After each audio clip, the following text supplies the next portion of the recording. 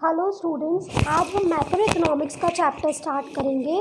Macro economics का unit 7 का chapter number 7 में करवा चुकी थी। अब यूनिट 7 का chapter number 8 income determination and multiplier आज हम स्टार्ट करेंगे। राइट, इससे पहले हम लोग इंडियन इकोनॉमिक्स कर रहे थे। अब हम मैक्रो इकोनॉमिक्स का चैप्टर नंबर 8 करेंगे यूनिट 7 का, इनकम डिटर्मिनेशन एंड मल्टीप्लायर। सबसे पहले आता है इसमें determination of equilibrium level. Equilibrium level मतलब ऐसा लेवल जहाँ नो प्रॉफिट और नो लॉस वाली सिचुएशन हो। ठीक है, तो इक्विलिब्रियम लेवल को निकालने से पहले अकॉर्डिंग टू किनेसियन थ्योरी के अकॉर्डिंग इक्विलिब्रियम कंडीशन जो है वो तब होती है जब एग्रीगेट डिमांड और एग्रीगेट सप्लाई इक्वल हो। ये किसकी अप्रोच है? ये किनेसियन की अप्रोच है कि जब एग्रीगेट डिमांड और एग्रीगेट सप्लाई इक्वल हो उस समय इक्विलिब्रियम की सिचुएशन होती है। एक इकोनॉमी जो है जब इक्विलिब्रियम में होगी जब हमारा एग्रीगेट डिमांड जो है गुड्स और सर्विसेज का वो इक्वल होगा एग्रीगेट सप्लाई से एक गिवन पीरियड ऑफ टाइम पे जब हमारा एग्रीगेट डिमांड है एग्रीगेट सप्लाई के इक्वल होगा तो that will be a equilibrium level. It is according to Keynesian theory. अब देखो इक्विलिब्रियम कब अचीव्ड होगा, तो अपन इसको उसमें न्यूमेरिकल उसमें ले लें, इक्वेशन के टर्म में ले लें तो AD is equals to AS। अब हमें लास्ट चैप्टर में चैप्टर नंबर 7 में हमने पढ़ा था कि aggregate demand is equals to होता है कंजप्शन प्लस इन्वेस्टमेंट, तो हमने AD इज इक्वल्स टू लिखा C प्लस I। एक और चीज़ हमने पढ़ी थी कि aggregate supply is equals to होता है कंजप्शन प्लस सेविंग, है ना। सप्लाई कितना करेंगे हम, तो कंजप्शन और सेविंग को अगर प्लस कर देंगे तो हमारे पास सप्लाई आ जाएगी। इन दोनों चीज़ को अगर हम इक्वेशन में रखेंगे तो AD की जगह लिख दो C प्लस I, AS की जगह लिख दो C प्लस S। C और C कट गया तो S is equal to I। इसका मतलब हमारे पास दूसरी एक और अप्रोच आ गई। क्या अप्रोच आ गई? किनीज के अकॉर्डिंग कि there are two approach for determining equilibrium level. ठीक है, दो अप्रोच हो गई जिससे कि हम equilibrium level of income and employment निकाल सकते हैं कि इक्विलिब्रियम लेवल पे इनकम और एम्प्लॉयमेंट कितनी होगी। तो उसकी दो अप्रोच हो गई, एक तो जब हमारी एग्रीगेट डिमांड और एग्रीगेट सप्लाई इक्वल हो और एक जब हमारी सेविंग और इन्वेस्टमेंट इक्वल हो। दैट इज़ दो अप्रोच हो गई, aggregate demand aggregate supply approach और सेविंग एंड इन्वेस्टमेंट अप्रोच। इसमें हमेशा याद रखना है कि जो aggregate demand supply saving investment लेंगे वो सब एक्स एंटे होगी। एक्स एंटे मतलब क्या? प्लान्ड होगी। ठीक है, ये एक्चुअली इनकर्ड वाली नहीं है, ये सारी प्लान्ड वाली होगी। नाउ अब हम देखते हैं अगले पेज से अजम्पशंस। तो प्रोसीड करने से पहले हमें कुछ अजम्पशंस लेने होंगे इक्विलिब्रियम लेवल के लिए। The determination of equilibrium output is to be studied in the context of two sector model, that is household and firm. It means it is assume that there is no government and foreign sector. सबसे पहले equilibrium जब हम निकालेंगे तब हम ये assume करेंगे कि there is a two sector economy. Two sector economy मतलब हाउस होल्ड और फर्म, यहाँ पे कोई गवर्नमेंट का इन्वॉल्वमेंट और कोई फॉरेन सेक्टर नहीं होगा। सेकंड जो हम अज्यूम करेंगे वो ये है कि investment expenditure is autonomous, that is investment are not influenced by the level of income. दूसरा हम ये अज्यूम करके चलेंगे कि इन्वेस्टमेंट जो होगा वो हमेशा क्या होगा? सेम रहेगा। ठीक है, वो लेवल ऑफ इनकम से इन्फ्लुएंस नहीं होगा। हमने बोला था कि ऑलवेज हम इन्वेस्टमेंट को ऑटोनोमस इन्वेस्टमेंट लेंगे।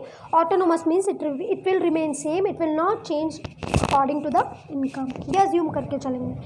प्राइस लेवल जो होगी वो भी अज्यूम करेंगे कि कांस्टेंट रहेगी और जो इक्विलिब्रियम आउटपुट है, ठीक है, वो हम शॉर्ट रन में डिटरमाइन कर रहे हैं। ठीक है, यहाँ पे हम जो इक्विलिब्रियम लेवल लेंगे वो शॉर्ट रन में लेंगे, मतलब थोड़े टाइम के पीरियड के लिए, लॉन्ग टाइम के लिए नहीं लेंगे।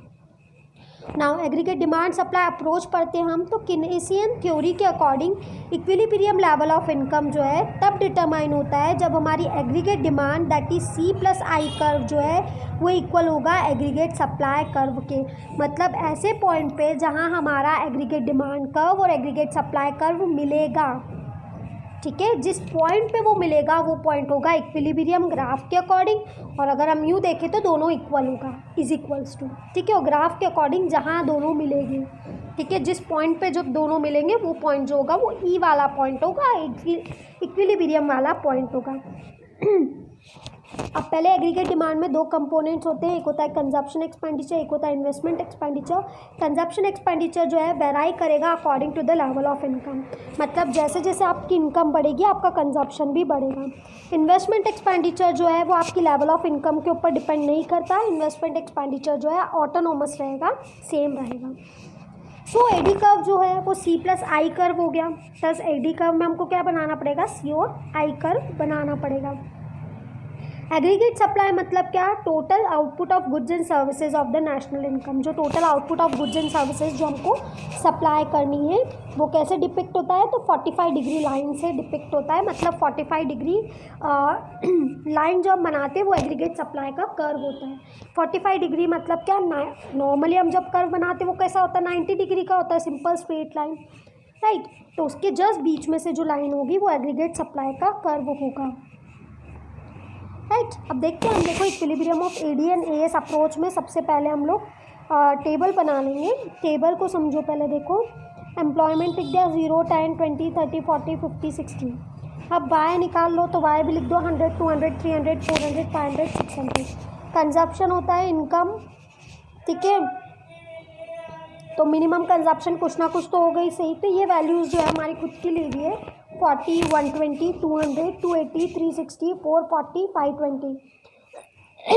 पर पहले याद रखना, पहले हमको क्या करना है, कंजप्शन को हमारी इनकम से ज़्यादा रखना है, एक बार इक्वल लाके फिर हमारी इनकम से कंजप्शन को कम करना है। ये वाला इसमें वैल्यूज़ में ये चीज़ें ध्यान रखनी है। सबसे पहले हमारी कंजप्शन ज़्यादा होगा 2 लेवल तक, उसके बाद हमारा कंजप्शन और इनकम इक्वल हो जाएगा, और उसके बाद से हमारा कंजप्शन कम होगा और इनकम ज़्यादा होगी। फिर इनकम में से कंजप्शन माइनस कर दो तो सेविंग आ जाएगी। इन्वेस्टमेंट सेम ले लो, 40, 40, 40, 40। एडी, अब एडी कैसे निकालेंगे, C plus I, that is 40 plus 40, 80, 120 plus 40, 160, 200 plus 40, 240, 280 plus 40, 320। कैसे निकाला, मतलब कैसे हमने निकाला, AD is equals to C plus I. तो कंजप्शन और इन्वेस्टमेंट को प्लस करते जाओ। नेक्स्ट एस हमको पता है कंजप्शन प्लस सेविंग है ना, तो सी प्लस एस कर दो, 40 माइनस 40 तो 0 हो गया, 120 माइनस 20 100 हो गया, 200 प्लस 0 200 हो गया, 280 प्लस 20 300 हो गया, 360 प्लस 40 हो गया 400, 440 प्लस 60 हो गया 500, 520 प्लस 80 हो गया 600। इस तरीके से हमने एग्रीगेट सप्लाई निकाल लिया। अगले में रिमार्क किया, देखो तो एग्रीगेट डिमांड ज़्यादा है, एग्रीगेट डिमांड ज़्यादा है, एग्रीगेट डिमांड ज़्यादा है, एग्रीगेट डिमांड ज़्यादा है, दोनों इक्वल हो गई। तो 400 400 मतलब इस सिचुएशन पे हमारी इक्विलिब्रियम पॉइंट आ गया जहाँ पे हमारा एग्रीगेट डिमांड और एग्रीगेट सप्लाई इक्वल है। फिर क्या हो गया, एग्रीगेट सप्लाई ज़्यादा हो गया, अगेन एग्रीगेट सप्लाई ज़्यादा, मतलब इक्विलिब्रियम के बाद एग्रीगेट सप्लाई ज़्यादा होता है और इक्विलिब्रियम के पहले एग्रीगेट डिमांड ज़्यादा होती है। देखो ये पूरी टेबल बनाना बहुत इजी है, बट कंजप्शन को याद रखना कि कंजप्शन और इनकम को कैसे, इनकम तो बना लेंगे, कंजप्शन बनाते समय ध्यान रखना कि स्टार्टिंग 2 लेवल पे हमें कंजप्शन जो है वो इनकम से ज़्यादा बताएंगे, ठीक है, क्योंकि मिनिमम कंजप्शन बताना पड़ेगा। 2 लेवल के बाद उसको इक्वल कर देना, ठीक है, और उसके बाद से इनकम को ज़्यादा बताना और कंजप्शन को कम बताना। इस तरीके से तुम्हें करना है। और 6 एटलीस्ट 6 ले लेना, गलती नहीं होगी, मतलब 0 के बाद 6 ले लेना, मतलब टोटल 7। अब देखो इसने कर्व बनाया है 0 डिग्री से वो 45 डिग्री का, वो तो गया aggregate supply.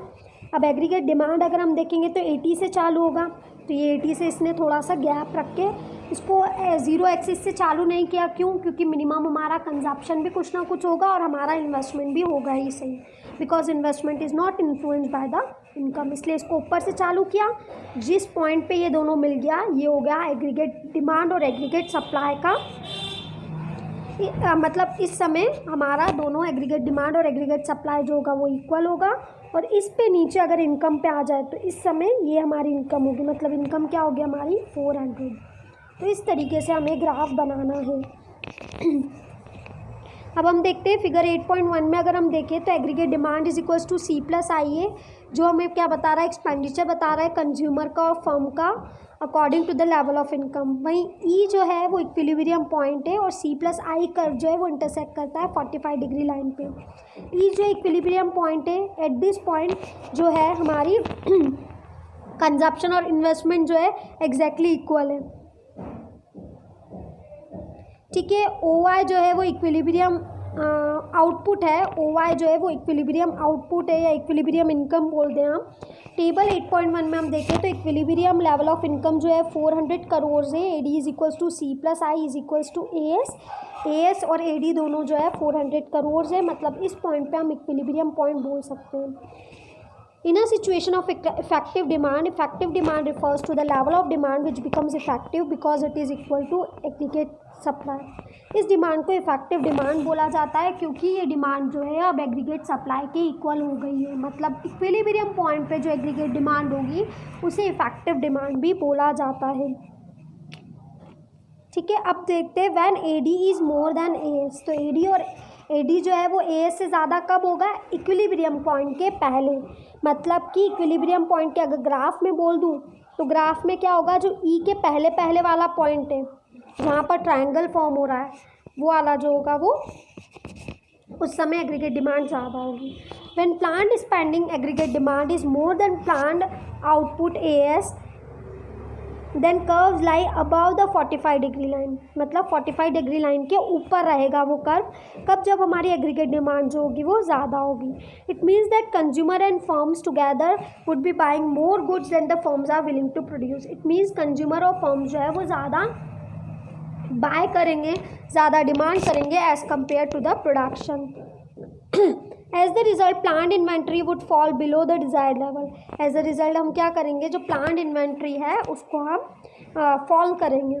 To bring the inventory back to the desired level firm would resort to increase in employment and output until the economy is back at the output level O Y, where AD becomes equal to AS and there is no further tendency to change।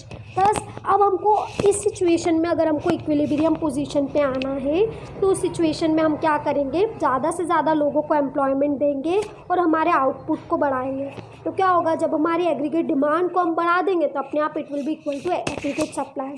कुछ सोचो अपन supply, ठीक है, तो हम क्या करेंगे इसमें हमारी डिमांड एग्रीगेट डिमांड ज़्यादा है ना, तो हम हमारी सप्लाई को बढ़ाएंगे, हमारे एम्प्लॉयमेंट ज़्यादा से ज़्यादा लोगों को रख लूँगी, ज़्यादा आउटपुट बना लूँगी, जिससे कि क्या होगा, हमारा सप्लाई बढ़ जाए।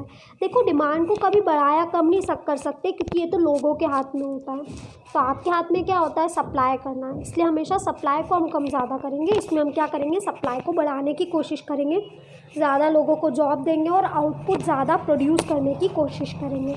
ये लिखना पड़ेगा जब आपको equilibrium A D is equals to A S approach जब आपको एक्सप्लेन करनी रहेगी तो उस अप्रोच को एक्सप्लेन करते टाइम आपको ये टेबल बनाना रहेगा, आपको ये ग्राफ बनाना रहेगा, ग्राफ के नीचे ये जो एक्सप्लेनेशन है वो देना पड़ेगा, साथ साथ में ये भी देना पड़ेगा कि कब ए डी जो है, अगर ए डी जो होगा ए एस से ज़्यादा होगा, तो अगर ए डी ए एस से ज़्यादा है तो उस टाइम पे आपको क्या करना पड़ेगा, तो उस टाइम पे आपको ये करना पड़ेगा कि आपको एम्प्लॉयमेंट और आपका आउटपुट बढ़ाना पड़ेगा ताकि हमारा सप्लाई जो है वो डिमांड के इक्वल आ जाए। नाउ अब जब हमारी एग्रीगेट डिमांड कम है एग्रीगेट सप्लाई से, मतलब क्या, सप्लाई ज़्यादा कर रहे हो और डिमांड कम है, it means consumer and firms together would be buying less goods. इस मीन्स कंज्यूमर और फर्म जो है वो कम बाय कर रहे हैं जितना आप प्रोड्यूस कर रहे हो।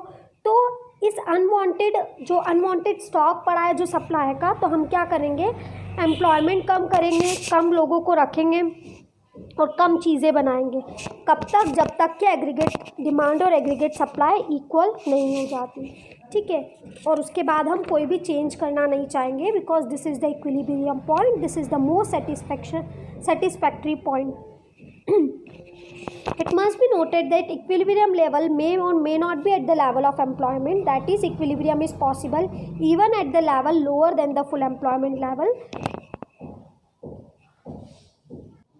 ओके, ये जो है ये नेक्स्ट पेज का है, तो ये हम अगले लेक्चर में करते हैं। इस लेक्चर में इतना ही है ना।